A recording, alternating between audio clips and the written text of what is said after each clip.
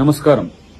తెలంగాణ ప్రభుత్వం ఇచ్చిన మాట మేరకు రేవంత్ రెడ్డి గారు మాట తప్పడు అనే ఉద్దేశంతో ఈరోజు చేసిన రైతు భరోసాను బీఆర్ఎస్ఆ లేదంటే బీజేపీ వాళ్ళ నాయకుల యొక్క అభిమానుల అనుచరుల ఈరోజు ఎవరు ఈసీకి కంప్లైంట్ చేసిందో తెలియాల్సిన అవసరం ఉంది.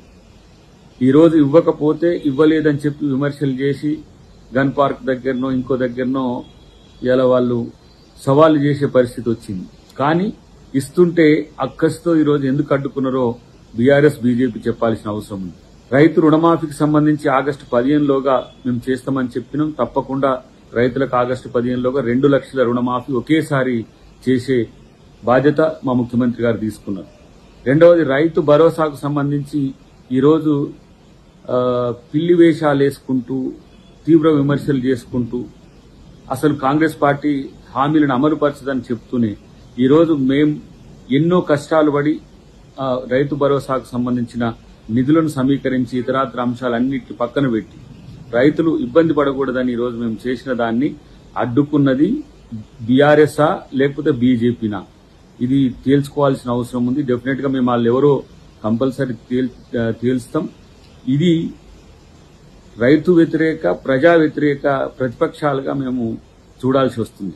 రాష్ట్ర ఖజానా వెలితిగా ఉన్నప్పటికీ కూడా ప్రజల అవసరాలు ఎంతో అవసరం ఉన్నప్పటికీ కూడా ఆర్థికంగా ఈరోజు రాష్ట్రం ఇబ్బందులు పడుతున్నప్పటికీ కూడా రైతు కంట కన్నీరు అనేది ప్రభుత్వానికి మంచిది కాదు అనే ఉద్దేశంతో రేవంత్ రెడ్డి గారు రైతు భరోసాకు సంబంధించి ఒక నిర్ణయం తీసుకుంటే దాన్ని తట్టుకోలేక చేస్తున్న ఈ కుట్రలు ప్రజలు గమనించాల్సిన అవసరం ఉంది.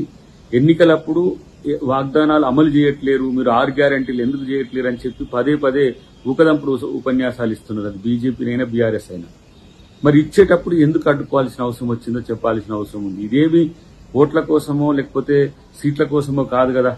మీరే పదే పదే మీరు చెయ్యండి, మేము ఏదైతే అది చేస్తామని చెప్పేసి మీరు ఛాలెంజ్లు విసురుతున్న క్రమంలో అన్నింటినీ సమీకరించి ఈరోజు రైతుకు సంబంధించి కష్టాలు ఉండకుండా చేయాలని రైతు భరోసా ఇచ్చే క్రమంలో ఎందుకు ప్రతిపక్షాలు ఈ విధంగా వ్యవహరిస్తున్నాయో ఆలోచించాల్సిన అవసరం ఉంది.